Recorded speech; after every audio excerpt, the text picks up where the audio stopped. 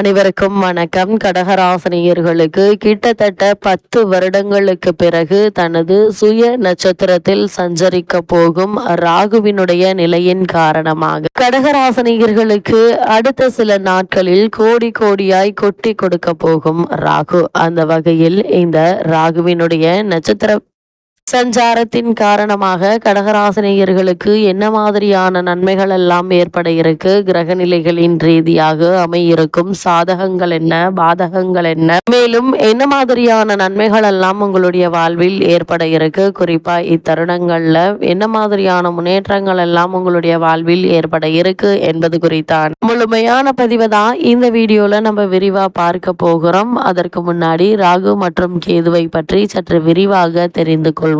அந்த வகையில் பாம்பின் உடலும் மனிதனின் தலையும் கொண்டது ராகு, பாம்பின் தலையும் மனித உடலும் கொண்டது கேது. ஸ்வர்பானு என்ற ஒரு அசுரனே ராகு கேதுவானார். இது எப்படி நடந்தது என்பதை அறிந்து கொள்வோம். அந்த வகையில் ஒரு சமயத்தின் காரணமாக இந்திரன் தனது சக்திகளை இழந்தான்.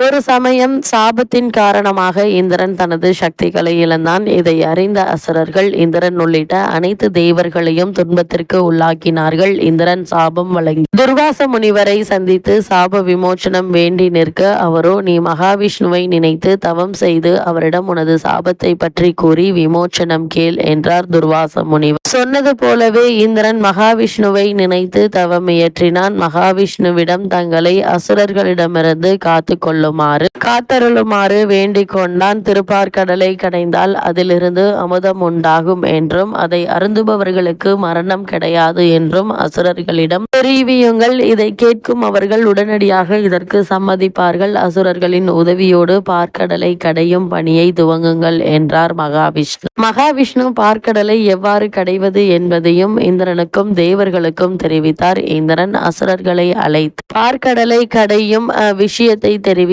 திருமால் குறிப்பிட்ட மந்திரமலையை தேவர்களும் அசுரர்களும் சேர்ந்து தூக்கி பார்க்கடலில் நிறுத்தினார்கள். வாசுகி என் மிக பெரிய பாம்பை அழைத்து அதை அம்மலையை சுற்றி கயிறு போல சுற்றினார்கள். பார்க்கடலை கடைய தேவையான மத்தும் கயிறும் தயாராகிவிட்டது. திருமால் ஆணையிட பார்க்கடலை கடையும் பணி ஆரம்பமானது. மிகுந்த சிரமப்பட்டு தேவர்களும் அசுரர்கள் பார்க்கடலை கடைந்தார்கள். பார்க்கடலுக்குள் இருந்து காமதேனு என்ற பசு வெளியானது. தொடர்ந்து கற்பக விருட்சம் வெளியானது. பின்னர் உஜ்ஜஸ்ரவஸ் என்ற அதிசய குதிரை வெளிப்பட்டது. இதனை தொடர்ந்து ஐராவதம் என்றொரு வெள்ளை யானை வெளிப்பட்டது. பின்னர் பாரிஜாத மரம் வெளியானது. இவற்றை தொடர்ந்து அப்சரஸ் என்ற பெயருடைய தெய்வ பெண்கள் வெளிப்பட்டனர். கடைசியாக தெய்வீக தன்மை கொண்ட தன்வந்திரி பகவான் கையில் அமுத கலசத்தை ஏந்தி வெளிப்பட்டார். இதனை கண்ட தேவர்களும் அசுரர்களும் மிக மகிழ்ச்சி அடைந்தனர். தன்வந்திரியை தொடர்ந்து மிகவும் பிரகாசத்துடன் திருமகள் லக்ஷ்மி தேவி வெளிப்பட்டால். லக்ஷ்மி தேவி திருமாலோடு காட்சி அளித்தால். இந்த தெய்வீக காட்சியில் தங்களை மறந்து நின்று கொண்டிருந்தார்கள் தேவர்கள். இதுதான் தக்க சமயம் என உணர்ந்த அசுரர்கள் அமுதத்தை முழுமையாக கைப்பற்றும் முயற்சியில் இறங்கினார்கள். தன்வந்திரியின் கையிலிருந்து அமுத கலசத்தை பற்றி கொண்டு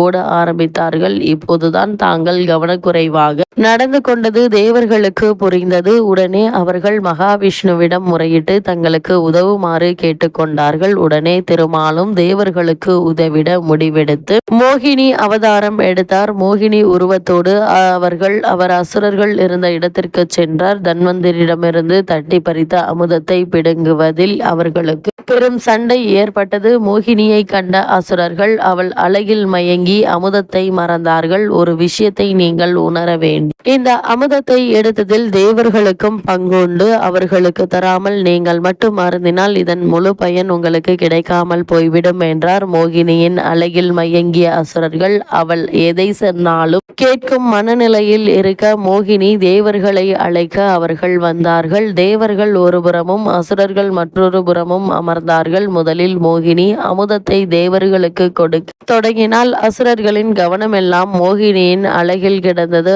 ஆனால் தேவர்களின் கவனம் முழுக்க அமுதத்தில் இருந்தது. அசுரர்களுக்கு அமிர்தத்தை தருவது ஆபத்தானது என்று எண்ணிய மோகினி தேவர்களுக்கு மட்டும் அமிர்தம் கிடைக்கும்படி செய்து கொண்டிருந்தால். மயக்கத்தில் இருந்ததால் அசுரர்களுக்கு அவர்களுக்கு இந்த சூழ்ச்சி தெரியவில்லை. அசுரர்களின் ஸ்வர்பானு என்ற ஒரு அசுரன் மற்றும் மோகினியின் சூழ்ச்சியை உணர்ந்து உடனே தேவர்களைப் போல தனது உருவத்தை மாற்றிக்கொண்டு சூரியனுக்கும் சந்திரனுக்கும் நடு அமர்ந்தான். அவனை கவனிக்காத மோகினி ஸ்வர்பானுவிற்கும் அமிர்தத்தை வழங்க அவனும் அதை உடனடியாக பருகிவிட்டான். இதை அறிந்து கொண்ட சூரியனும் சந்திரனும் ஸ்வர்பானு ஒரு அசுரன் என்பதை உடனடியாக மோகினிக்கு உணர்த்தினார். உடனே மகாவிஷ்ணு உருவத்தில் இருந்த மோகினி அமிர்தம் வழங்குவதற்காக வைத்திருந்த அகப்பையை கொண்டு ஸ்வர்பானுவின் தலையை துண்டித்தார். உடல் வேறு தலை வேறாக பிரிந்தாலும் அமிர்தத்தை உண்ட காரணத்தினால் உயிர் பிரியாமல் இருந்தது. அமிர்தத்தை உண்டதால் தலையும் அழியவில்லை, உடலும் அழியவில்லை. துண்டான தலைக்கு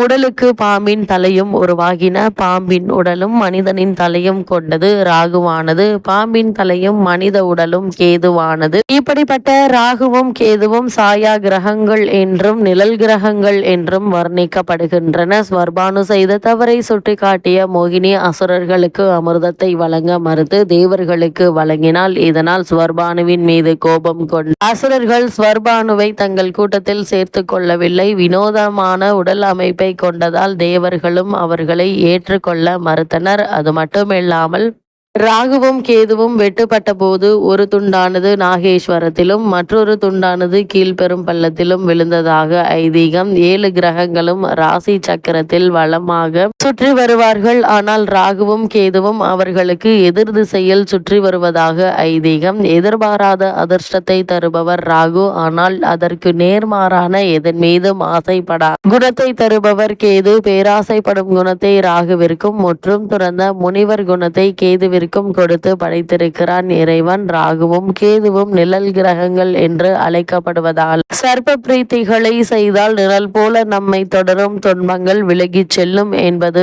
ஐதீகம். அந்த வகையில் கடகராசினியர்களுக்கு இந்த ராகுவினுடைய சுய நட்சத்திர சஞ்சாரத்தின் காரணமாக மேலும் என்ன மாதிரியான நன்மைகள் எல்லாம் உங்களுடைய வாழ்வில் ஏற்பட இருக்கு என்று பார்க்கும்போது இக்காலகட்டத்தை பொறுத்த வரைக்கும் கடகராசினியர்களுக்கு ராகு பகவான் தனது சுய நட்சத்திரமான சதய நட்சத்திர காலில் தனது சுய நாசாரத்தில் ராகு பகவான் சஞ்சரிக்கும் போது மிக மிக கவனத்துடன் செயல்பட வேண்டுங்க. வரவுக்கு மீறிய செலவுகள் ஏற்படுவதற்கான வாய்ப்புகள் அதிகம் இருக்கு. அதன் தேவையில்லாத வீண் அனாவசிய செலவுகளை குறைத்து கொள்வதால் உங்களுக்கு எதிர்காலத்தில் நல்ல ஒரு முன்னேற்றம் ஏற்படுங்க. அரசு வழியில் ஏற்பட்டு வந்த தொல்லைகள் நீங்க இருக்கு. அதே போல பகைக்கு மத்தியில் வாழ்க்கை அமையும் நேரம் இது என்பதால் அதிக கவனத்தோடு இருப்பது அவசியங்க. எந்த நேரமும் விழிப்புணர்ச்சியோடு இருக்க வேண்டும். ஆரோக்கியத்தில் கவனம் தேவை. சிறு உடல் உபாதை என்றாலும் உடனே மருத்துவரிடம் அணுகி அதற்கான சிகிச்சை பெறுவது நல்லதுங்க. அதே போல மனச்சோர்வு அதிகரிக்கலாம். குடும்ப ஒற்றுமை குறையுங்க. செயல்பாடுகள்ல நினைத்தது ஒன்றும் நடந்தது ஒன்றுமாக இருக்கும். அதனால் அதிக கவனத்தோடும் எச்சரிக்கையோடு இருப்பது அவசியம் என்பதை கிரக நிலைகள் மீண்டும் மீண்டும் உங்களுக்கு அறிவுறுத்துதுங்க. அது மட்டும் இல்லாம இக்காலகட்டத்தை பொறுத்தவரை கடகராசியை சேர்ந்த பெண்மணிகளுக்கு இந்த ராகு மற்றும் கேதுவினுடைய பெயர்ச்சியின் விளைவாக மாற்றங்களும் ஏற்றங்களும் வந்து சேர இருக்கு. பொருளாதாரத்தில் இருந்த நெருக்கடி நிலை அகலுங்க. புனித பயணங்களை மேற்கொள்வீங்க. சனி பெயர்ச்சிக்கு பின்னால் சந்தோஷ வாய்ப்புகள் அதிகம் சந்திக்க நேரிடும். தம்பதியர்களுக்கு ஒற்றுமை பலப்படுங்க. சன்னியாசியாக செயல்பட்டு வெற்றி காண இருக்கீங்க. அது மட்டும் இல்லாம இடமாற்றம் வீடு மாற்றம் இனிமை தரும் விதம் அமையிருக்கு. உடன்பிறப்புகள் உங்கள் முன்னேற்றத்திற்கு உறுதுணையாக இருப்பாங்க. பிள்ளைகளுடைய எதிர்கால நலன் கருதி நீங்க ஈட்டிய திட்டங்கள் வெற்றி பெற இருக்கு. உங்களுடைய பெயரிலேயே சொத்துக்கள் வாங்கும் யோகம் உண்டு என்பதை கிரகங்களுடைய சஞ்சார நிலைகள் தெளிவாகவும் உறுதியாகவும் எடுத்து காட்டுதுங்க. கடகராசினியர்களை பொறுத்த வரைக்கும் இந்த ராகுவினுடைய சுய நட்சத்திர சாரம் நிகழக்கூடிய இத்தருணங்கள்ல கிரக நிலைகளின் ரீதியாக கூறப்படும் பரிகாரம் என்ன என்று பார்க்கும்போது வெள்ளிக்கிழமை தோறும் விரதம் இருந்து அம்பிகை வழிபாட்டை மேற்கொள்வது நல்லது. நாகத்துடன் கூடிய கருமாரியம்மன் வழிபாடு நன்மையை தரும் என்பதை கிரகங்களுடைய சஞ்சார நிலைகள் தெளிவாகவும் உறுதியாகவும் எடுத்து காட்டுது.